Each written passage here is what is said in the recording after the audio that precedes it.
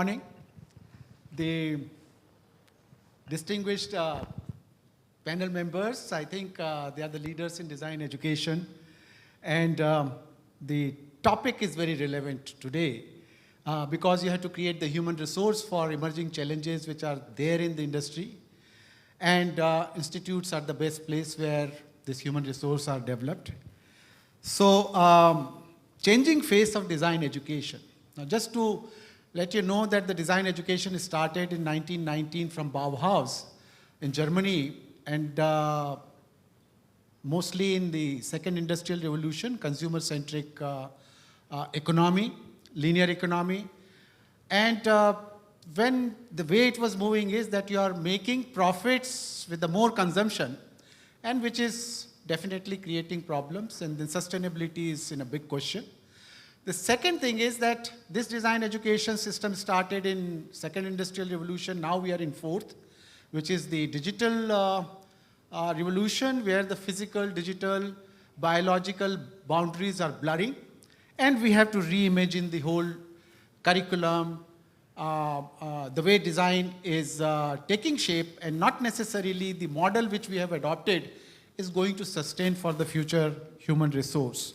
So I'm going to really put this question across all the distinguished members. I know that Siddharth has set up an excellent design education institute at Atlas Universities, whose skill and design both are coming together. And when we are looking into the new skills, and Siddharth, what is happening is that if we are teaching skills, we see that it's not permanent. Every couple of years, you see that new sets of skills are required in design education. Continuous learning is required. While in design process, we are just going on teaching that how to do things, and then you carry on that processes, but not anymore now, because the skill which you have acquired today not necessarily are relevant tomorrow. And in such a changing scenario, how are we really gearing up our students more into the space of AI, which is really, we say that AI is in Stone Age at the moment. You know, it is the way it is going to go multifold in no time. It's going to give us surprises. And in that, in this ambiguous situation, how are we really creating the new generation of designers? So Siddharth, I will start with you. Thank you, sir. First of all, it's a privilege to be on such a panel, and a privilege to be with you, sir, because I remember in 2012, when I had the dream of setting up ISD, the first person I met was you. And you really gave us the courage to build a disruptive design institution. And back in the day, we didn't call it only design, but it was design and innovation, right? So the innovation is very important in design. But coming back to your question, for all the young students out there, the first thing is that design education is now mainstream. I don't think it's any more on the fringes. It's reached a proportion in India where it's almost as important, if not more important, than engineering and management. So that's the first massive shift that we have seen in mainstreaming of design education. Most importantly, within that is how do we give them lifelong learning skills? Because I think all of us have seen different waves of design, right? And they say, that we're creating obsolescence at a much faster rate than ever before. If I talk to my daughter, she's never seen a tape recorder, she's never seen a telephone. It's the age of mobile and digital. So I think the skill sets, it's really how to teach the students to pick up new skill sets. And more importantly, to be able to evolve with what's happening around them. So really, it's giving them a philosophy of lifelong learning. AI is there today, it may be machine learning tomorrow, it may be something else in the future. But there's a lot of scaremongering that AI will replace designers, which I think is impossible, because at the heart of design is empathy. And the ability to design for people, the ability to design for human emotion, no matter what machine you look at, I don't think they can ever, replace that. So most importantly, I would say the ability to continue to learn in a lifelong manner. Second is, having an open mind to embrace all the different trends that are coming in there. The education that any of our institutions provides really sets you up well for the future.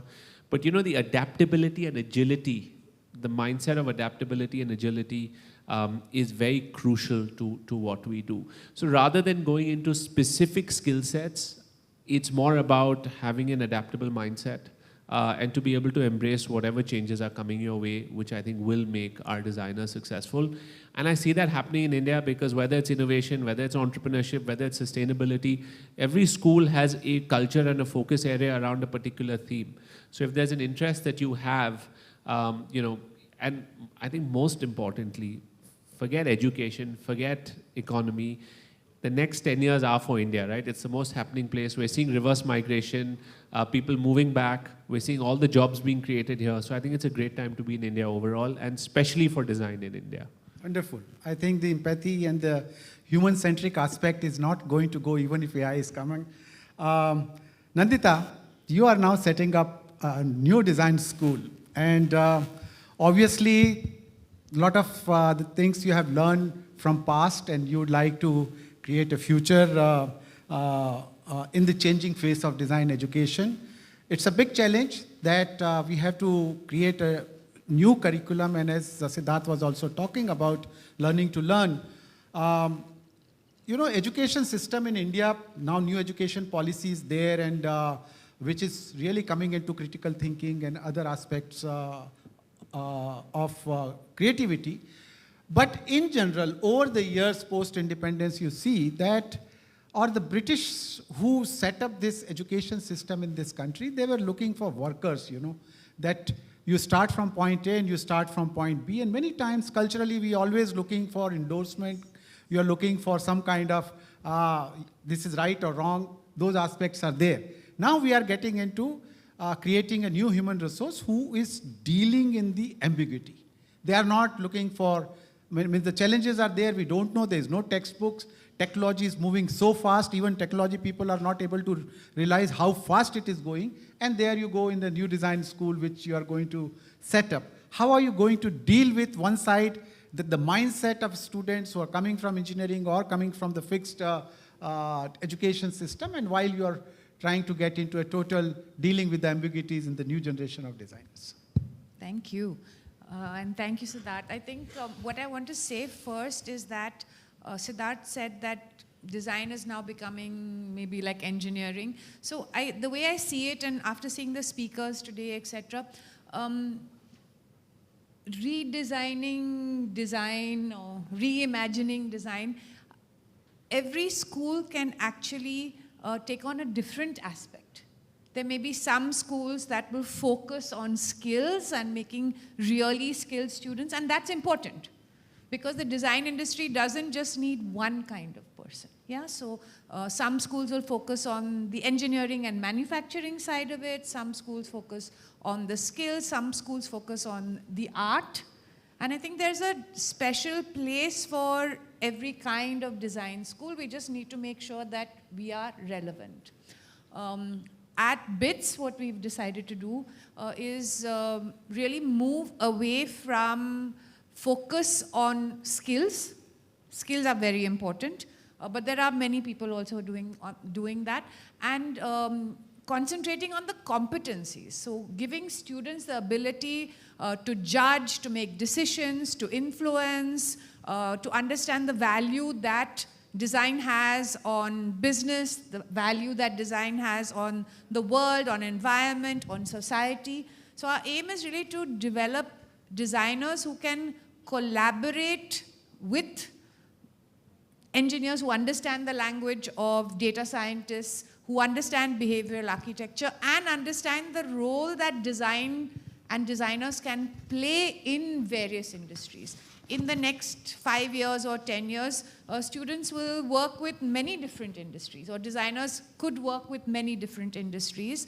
So how do you develop a graduate who can really impact and make that shift between industries? So really we're looking at competencies. We're also looking at transdisciplinarity as something that's really important.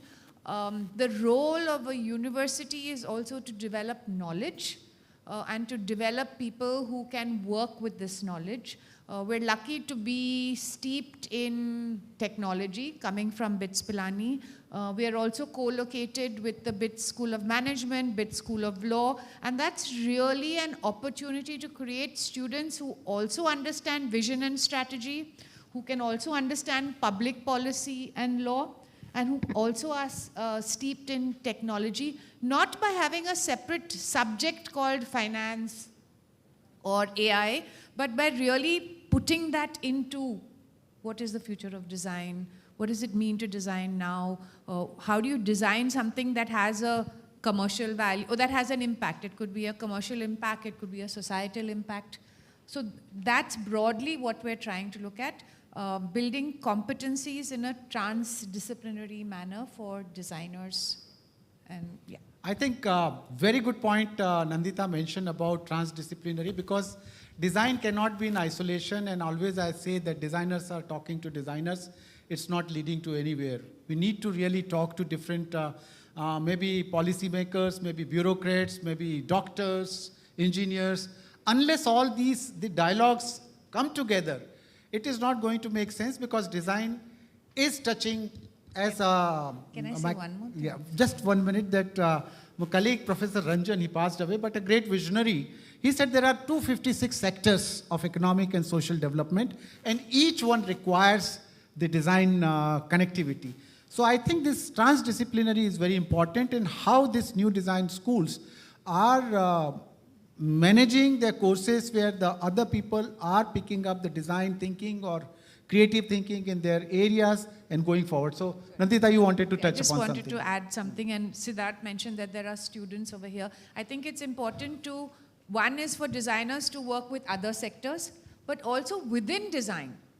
Like the interior design students don't have anything to do with the product design students or the digital design students, and that communication and that learning is also something that's really important and built into the curriculum. Great, thank you. Professor Guruprasad, you have worked in industry. You were in Titan, you were in Crompton, then I think this must be your second or third design institution where you are the dean of it. So education and industry, both you have seen. Now, we have to really look into that design research. This design education in India, which started with National Institute of Design, was very vocational centric. And you pick up any life problem and then start solving, and it is happening there. But investigation into the future, where the design research is required. And I feel somewhere that in India, as Ms. Nandita was talking about, that some institutes are focusing on skills, there are different institutions can go in different areas. Atlas University is also talking about research, management, technology, design, all together. So investigating into newer areas, getting into design research, both from industry perspective and other perspectives, academic perspective, what is your take on the design research? I think design research today is almost 30 years old in India. And yesterday we were interacting with one Dr. Dinesh Khatri. He was in CDIET, and he was speaking about design and psychology, intersection of that. So design is becoming, it's making deep inroads into our lives today, and good design is good business. So many times it is always the war and peace that drives human endeavors, and business is like war, okay? And so businesses are looking at design more closely, because good design is good business. And now today, people are having a wonderful taste for the global expectations, what to expect, when it comes to products also. These personas, what you have, is also a little bit confusing, because you may be very ritualistic in the morning, you'll become a metro man, woman in the evenings, and a lot of things. These personas are also changing. So it becomes very important, the user study, Intuitively, making products today is very much required. And how do you do that? it is beyond affordance, beyond personas. How do you anticipate what the future customers will require? Probably when we speak of customers, are we today, the designers are the customers? Maybe very small volume of them. But the future customers, what they actually want is very important. And I think research will help us to know this, future casting beforehand, anticipation, and also connecting dots. Today, as everyone's speaking about transdisciplinary nature of design, it is so because people are different.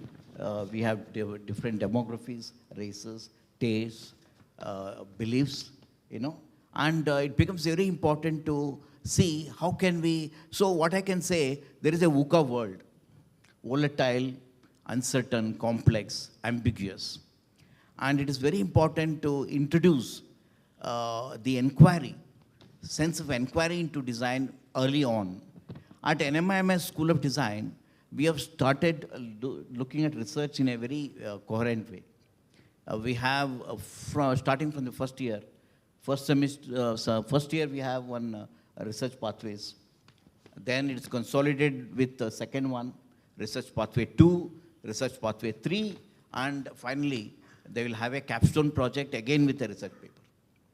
I'm very happy that many of our students are able to go to research conference like IISc ICOD, or recently they had a one more thing on Industry 4.0. They were able to present, and so I think research becomes very important component, which is today design is where it is some of arts, it is some of inner engineering, some of business, some of people, psychology, but I think all of them are connected by research. That way, I'll say research component in design is very important, and that is going to pave way for future. Thank you. Thank you. Thank you, Mr. Guruprasad, giving the perspective of research. Siddharth, again, I'll come to you on point. You see, we use term, first we started with consumer, who is consuming. Then I said that, okay, we get into user-centric, so user came in. Then I said that user is also using, and a consumption-centric thing is coming up, and then they say that human-centric. Let's look into human-centric approach. And when COVID came, then the human-centric thing has also gone to humanity-centric. So consumer to user to human to humanity, meaning we have to design, we have to take care of each and everything. The plenary system, the way it is operating, we have to look into that. Many times we say that, oh, our graduates are industry ready. But sometimes we say that if we have a value proposition, we need to really talk about that our students are going to go to industry and tell what is right for them rather than what to follow industry. Give them the vision which they have learned in the institute. So there are aspects which are coming up. Obviously, the aspects when the technology is moving so fast, the ethics and values in design education, because what is right, at least we should stand by the student, have that kind of aspect into it. And second thing is that India is such a versatile country, and I always feel it's right time to be in India at this juncture when you're launching yourself, that the diversity which is there, the social, economic, geographical, linguist, even weather-wise and food-wise, and everything you see, it's a great lab for the design of creative industry. So how in this fast-growing technological era, how we can really, I see 6 minutes, how we can really navigate our design education in this cultural and craft heritage background with the technology for the masses and for the greater good of the society. India's heritage, craft, and culture has always been our strength. One of the main reasons that Tim Cook visited ISD was because our students were working on a project where they were actually taking the entire craft ecosystem and putting it on the digital platform, the Apple platform. And that's not happened anywhere in the world, right? Even if you look at Australia, you look at Europe, wherever they've got, probably sometimes more history than we do, it's not been possible for them to do that. So I think in India, the combination of our students' aspiration, the combination of the culture that they've grown up in is a big positive. What we do need to teach them sometimes is patience. Because if you're a fresh graduate and you go into a job and you tell them, no, this is not how it's meant to be, you're supposed to do something else, obviously that's not going to be taken very, very well, right? So really, the whole idea around your belief system, your value system, and patience is exceedingly important for our students as they graduate, right? So balancing their prowess with, we talked about skills and thinking and making, and also navigating the world out there. One point that I just wanted to add is that very often we don't look at design and entrepreneurship in a country like ours. Because not only do we have the responsibility as educators to grow the design ecosystem as a whole, but we have to generate a lot of entrepreneurs, because if you look at the maturity of the design industry in countries abroad, has been when design and entrepreneurship has come together and worked very successfully. So I think as institutions, our focus has to be on design and entrepreneurship, because we have more graduates than more jobs. And therefore, it's also the role of educational institutions to join hands with corporations, with students, to create more entrepreneurs and jobs. So I think that's the focus really that one would look at moving ahead. Very good. Excellent. Entrepreneurship is very, very important point. Crucial. Absolutely very crucial. Point. Yes. Because we have this challenge where our students are already earning money before they graduate because they have the skill set and they have the connectivity. So how do you navigate them into jobs which are maybe greater brands, will give them a better stepping stone for the future, but don't pay as well as they're freelancing? So that's a huge challenge we face. Very good. Nandita, your take on that? Heritage, culture, value, ethics. I think the world is looking at India. The Indian design, the Indian context is really important, and we have the opportunity to look at the vernacular, to look at crafts, to look at where we have come from and what is it that we can take from our history and actually give to the world. Because you mentioned about sustainability. We spent all our years looking at how Americans ate and drank and created trash, and forgot about how our parents or grandparents, etc., lived in a more sustainable manner. This doesn't mean that one goes back directly to it, but I think it's really important for design education to take into consideration what is Indian design, what is the context, what is the value, is there something that we can give of this value to the rest of the world? Very good. Yeah. Great. Professor Guruprasad? Yes. On the same point, ethics, values, tradition, and design. What is your approach in that?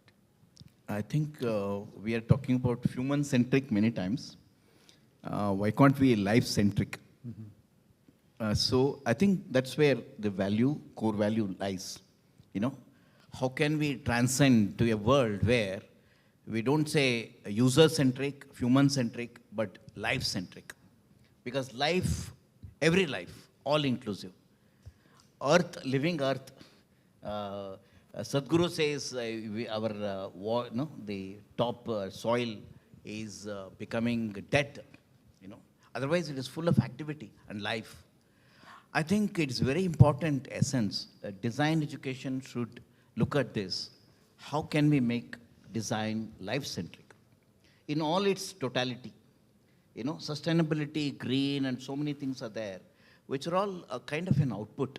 But I think the core driver should be life-centricity. And that, of course, it has got a lot of ethics, meaning can we have very ethical practices where we say what we are using, if it is an inevitable thing, we say, yes, we are using it. So that kind of value system should be, and also, how can we say you design something and throw it, user throws it, and as a designer, can you not take responsibility for it?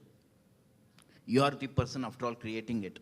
So how can you design something which is not acceptable to Mother Earth. No, beyond triple point, the so-called people, profit, and planet And purpose. and purpose. Designers should actually look at how can we be responsible. I think that is very important. We have to inculcate this, drive it right from maybe K to 12 and beyond. You know, it should start early. We cannot say designers should do everything. And policies, designers should enter the policies now. They should become the policy makers. Because the design everywhere, designer goes and he becomes a teacher. Many times we have become teachers of our bosses because who could not know how to react to a particular concept, how to look at it from a designer's point of view.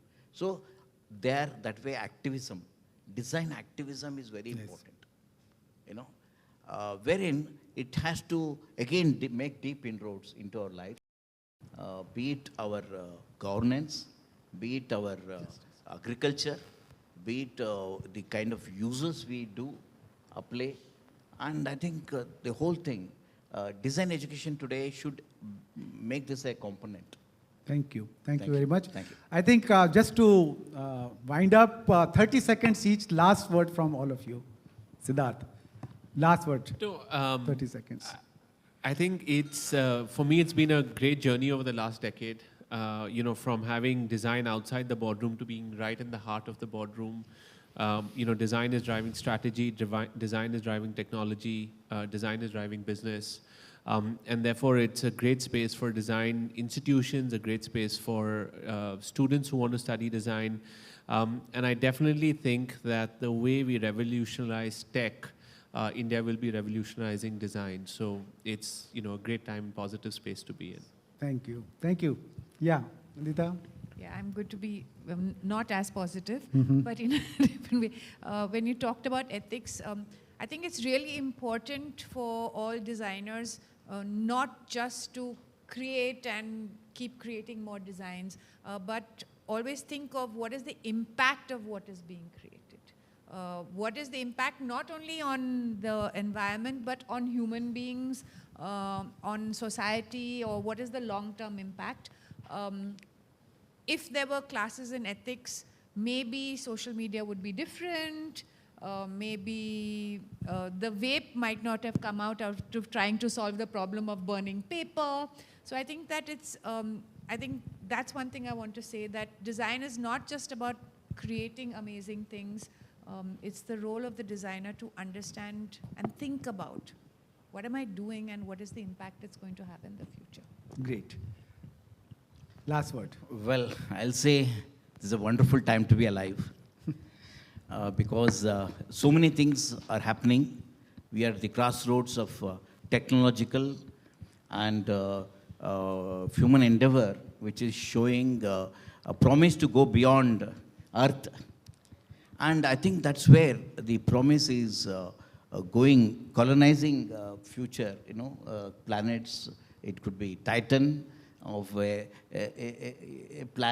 satellite of Saturn, which has Earth-like sky and etc.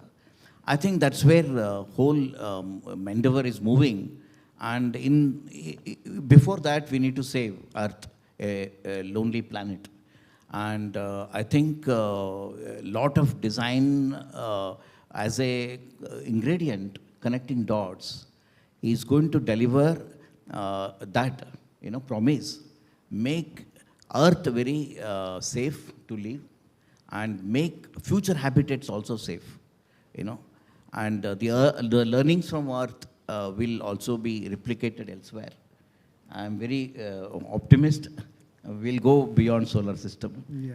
You know, that's what I'm thinking. Thank you. Thank you. No, optimism has to be there in creative industry. Without optimism, we cannot really do that. The topic is very interesting. In fact, half an hour is a very short time to discuss about, but I would say that very important points have been touched by our eminent panelists, and we need to remain in touch with them because the think tank which is there in all these three institutions and the experience which they have, there's a lot of food for thinking in the future to how to navigate ourselves and how go forward. So I know that very short period, but we touched upon very important point. One thing is there that the way things are happening, good design is good business, we talk about. And we always talk about that we have to take care of planet Earth. But I think in our learning way, we will have to modify the way which we are designing things and meaning how we are using them, because Earth was there, planet Earth will be there, we will not be there. So we will have to modify the whole thing to have the sustainable future. Lastly, I just want to thank Dr. Batra and Jyotsna. Dr. Batra has really put the design profession on a very big platform. Usually, you know, the business magazines talk about management, how to make profit, but Business World magazine has really taken design as a major agenda for the development for the community, development for nation in general, and I'm sure this 40 under 40 and other what they are recognizing is a great initiative, and it will certainly boost to the design industry and creative industry in the country. Thank you very much. Thank you all the panelists, please.